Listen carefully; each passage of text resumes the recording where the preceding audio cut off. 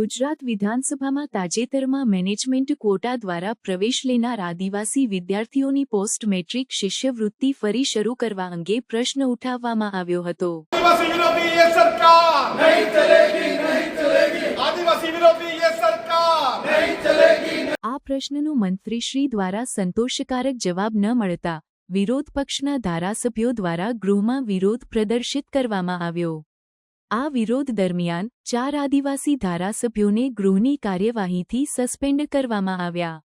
આ ઘટના રાજ્યમાં આદિવાસી વિદ્યાર્થીઓની શૈક્ષણિક સહાય અને તેમના હિતોના સંરક્ષણ અંગેની ચર્ચાઓને ફરીથી પ્રગટ કરે છે।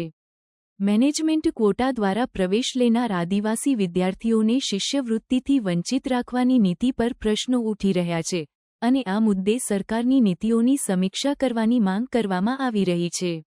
વિરોધ પક્ષના નેતાઓએ આ નિર્ણયની નિંદા કરી છે અને આદિવાસી વિદ્યાર્થીઓના હિતોમાં યોગ્ય પગલાં લેવા સરકારને આહવાન કર્યું છે। તેમણે જણાવ્યું છે કે આદિવાસી સમુદાયના વિદ્યાર્થીઓને શિક્ષણમાં સમાન અવસર મળવા જોઈએ અને શિષ્યવૃત્તિ જેવી સહાયથી વંચિત રાખવા યોગ્ય નથી।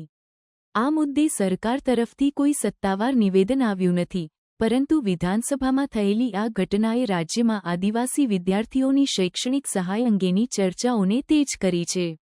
આગામી દિવસોમાં આ મુદ્દે વધુ ચર્ચા અને નિર્ણયોની અપેક્ષા છે। આ પોસ્ટ મેટ્રિક શિષ્યવૃત્તિ કેન્દ્ર સરકાર અને રાજ્ય સરકારના સહયોગથી ચાલુ કરવામાં આવી હતી।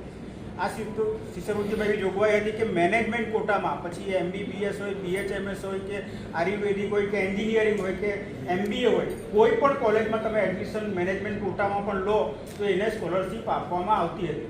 પણ આ ગુજરાત સરકાર દ્વારા ઓક્ટોબર મહિનાના 18/10/2024ના રોજ એક ઠરાવ કરીને આ શિષ્યવૃત્તિ રદ કરવાનો નિર્ણય લેવામાં આવ્યો છે।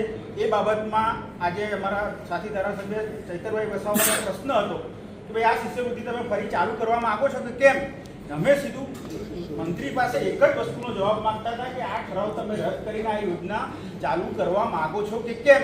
તો હા કે નામાં જવાબ આપો। તો મંત્રીશ્રી હા કે નામાં જવાબ આપવાને બદલે વાર્તાઓ કરતા હોય, કોલેજના પીરિયડ લેતા હોય એ રીતે લાંબી વાત કરીને અમને જવાબ નથી આપ્યો કે અમારી માગણી છે આ સરકાર પાસે કે આ યોજના ફરી ચાલુ થવી જોઈએ અને આ પરિપત્ર રદ થવો જોઈએ।